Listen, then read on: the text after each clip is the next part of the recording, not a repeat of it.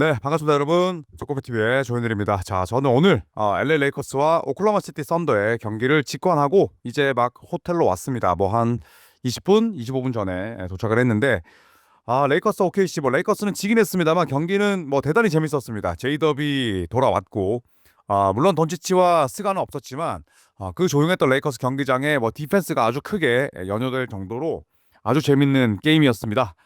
자, 이번 투어에 클리퍼스는 없지만 그래도 클리퍼스 컨텐츠를 또 하나 만들어야 할 것 같아서 이민재 위원이랑 함께 또 이 컨텐츠를 준비를 해봤습니다. 이번 트레이드 데드라인 앞두고 가장 바빴던 팀은 LA 클리퍼스가 아니었나 싶습니다. 총 3건의 트레이드를 최근 했는데 우선 가장 큰 빅딜은 LA 클리퍼스와 클리브랜드의 딜이었죠. 우선은 클리퍼스와 인디애나의 딜도 빼놓을 수가 없습니다. LA 클리퍼스는 인디애나로부터 벤 매서린, 아이지아 잭슨 그리고 미래 1라운드 픽 2장 미래 2라운드 픽 받는 조건으로 인디애나에 그동안 뭐 10년 가까이 뛰었던 이비차 주바츠와 코비 브라운을 내보냈습니다. 자, 그리고 LA 클리퍼스와 클리블랜드 간의 빅딜도 있었죠.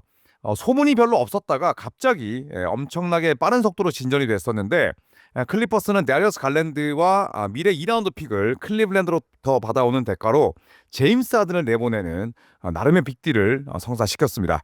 자, 그리고 LA 클리퍼스와 브루클린 토론토 간의 3자 트레이드도 있었죠. 클리퍼스가 마냐 마리콘비치의 드래프트 권리를 갖는 조건으로 브루클린은 오차의 아버지와 2라운드 픽 그리고 토론토는 그동안 클리퍼스에서 뛰었던 크리스 폴을 받아왔습니다. 자, 그렇다면 첫 번째로 왜 클리퍼스는 하든과 결별했을까요? 일단 첫 번째, 재정적인 문제가 컸습니다. 2024-25 시즌 평균 35.3분, 22.8득점, 5.8리바운드, 8.7어시스트, 1.5스틸. 뭐 전성기보다는 당연히 떨어지지만 여전히 훌륭한 성과를 냈습니다. 필드골 41%, 이마저도 후반기에 많이 끌어올린 수치였고요. 3점 35.2%, 자유투는 여전히 훌륭했습니다. 그 덕분에 5년 만에 올 NBA 서드 팀에 선정됐었죠. 30살을 훌쩍 넘긴 선수가 5년 만에 다시 올 NBA 팀에 뽑힌다? 엄청난 반전 드라마라 볼 수가 있습니다. 자, 그리고 ESPN은 이번 딜에 대해서 제임스 하든은 버틀러가 골든스테이트로부터 받았던 2년 111밀과 비슷한 수준의 계약을 원했다. 이렇게 이야기를 했고요. 반면에 클리퍼스는 하든의 많은 나이를 고려했다. 그리고 이번 여름부터 재정적인 유연성을 유지하고자 했다. 또 이렇게 이야기를 했습니다. 2027년이 넘어가는 계약은 클리퍼스 선수 가운데 주바치밖에 없었어요. 자, 그리고 클리퍼스는 이번 시즌 하든의 연봉인 39.2밀 이상의 보장 계약을 주길 원치 않았다. 이렇게 트레이드 배경에 대해서 이야기를 했습니다. 자, 두 번째는 클리퍼스의 부진도 커다란 이슈가 됐었죠. 코트 안팎에서 여러 가지 이유로 골머리를 앓았던 클리퍼스였고 카와이 레너드의 뒷돈 의혹까지 겹쳐졌습니다. 또 하나, 크리스 폴과 잡음 끝에 결별을 하면서 시즌 첫 27경기에서 6승 21패라는 정말 처참한 성적에 그쳤습니다. 자, 이 당시에 많은 팀들이 이제 클리퍼스의 시즌은 끝났다. 그러면 하든, 레너드, 주바츠 트레이드 하지 않을까? 엄청나게 많은 요청이 들어왔다고 하죠. 자, 그리고 ESPN은 이렇게 보도합니다. 하든은 휴스턴과 재결합을 원했지만 구단은 관심을 보이지 않았다. 그런데 클리블랜드는 관심이 있었다. 트레이드 마감 기한이 다가오면서 대화가 빠르게 진전됐다. 또 이렇게 보도를 했습니다. 자, 그리고 제임스 하든이 이야기하기로 일주일 전쯤에 트레이드 가능성이 있다는 통보를 받았다. 내 계약 문제와 함께 클리퍼스 팀 성적에 대해서 로렌스 프랭크 사장과도 대화를 나눴다. 우리가 충분히 강하지 않다면 팀을 위해서 결정을 내려야 한다는 걸 이해했다. 이렇게 인터뷰를 했습니다. 자, 그래서 이 분위기를 좀 놓고 보면 제임스 하든이 그동안의 이별과는 약간은 좀 달랐음을 알 수가 있죠. 자, ESPN이 실제로 무슨 얘기를 했냐면 휴스턴, 브루클린, 필라델피아 이적 당시처럼 결말이 지저분하진 않았다. 이번 이별은 우호적이었다. 이렇게 이야기를 했습니다. 자, 제임스 하든도 덧붙이기를 양측 모두에게 합리적인 결정이었다.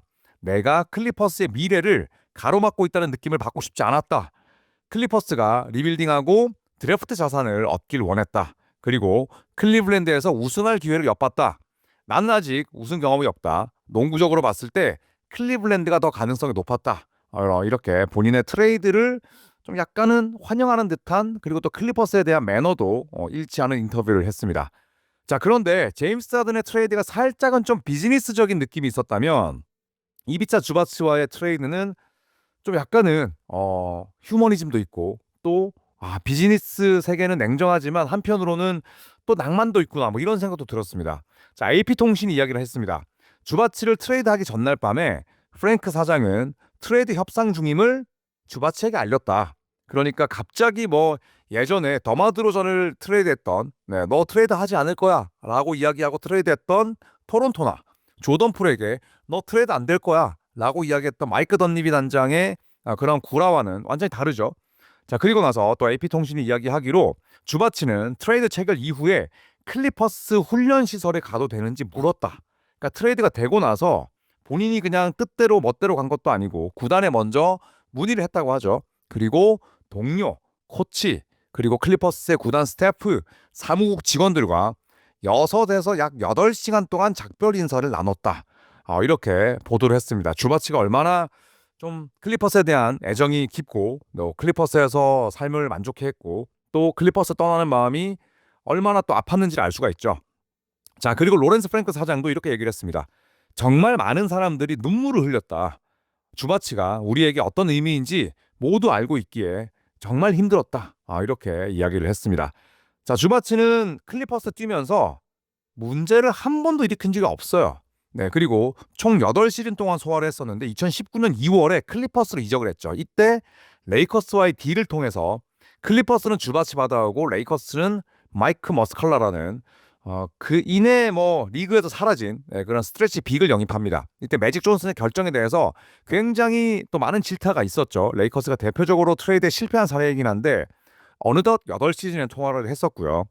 2024-25 시즌에는 올 수비 세컨팀에 선정될 정도로 이 주바치는 클리퍼스에서 대단히 탄탄한 커리어를 쌓았고 멋진 반전 드라마를 썼습니다만 결국 인연은 마감되고 말았습니다. 그러니까 이런 걸 놓고 보면 만약에 클리퍼스가 초반부터 뭐 뒷돈 의혹, 그다음에 크리스 폴의 뭐 그런 불화, 그리고 또 초반에 27경기 6승 21패의 성적이 아니었다면 과연 하든과 주바치가 트레이드가 됐을까?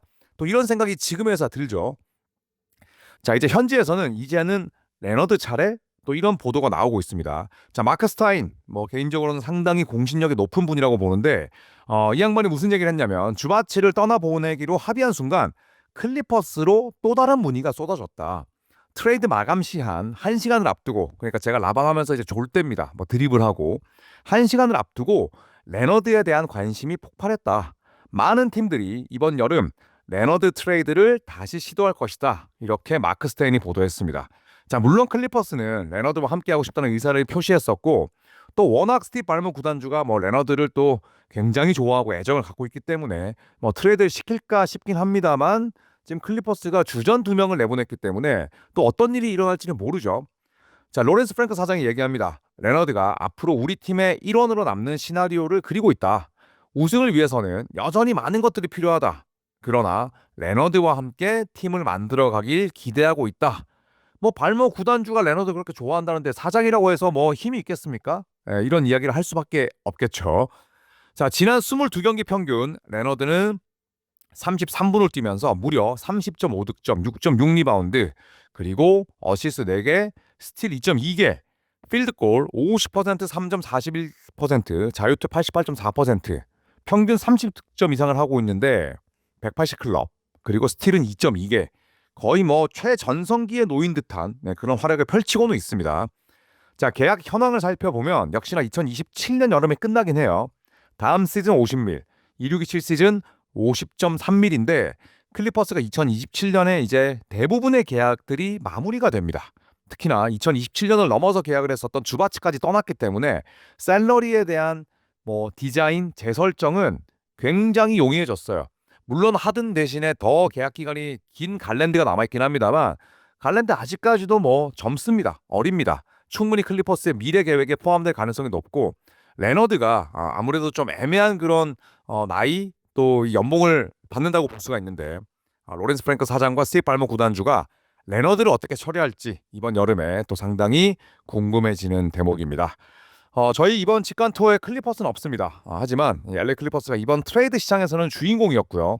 또 하든과 주바치를 떠나보내기로 한 그 결정의 배경 또 레너드의 향후 미래까지 이민재 기자와 함께 이 컨텐츠를 만들어봤습니다.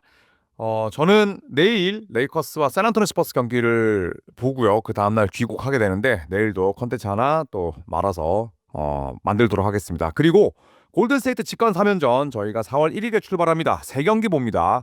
네, 샌안토니오 그리고 또 골든스테이트 여기에 골든스테이트 클리블랜드 또 휴스턴과 골든스테이트 경기를 인스타 느바겔과 함께 저희가 직관할 예정이니까 관심 있으신 분들 또 빠르게 또 신청해 주시면 감사하겠습니다. 고맙습니다.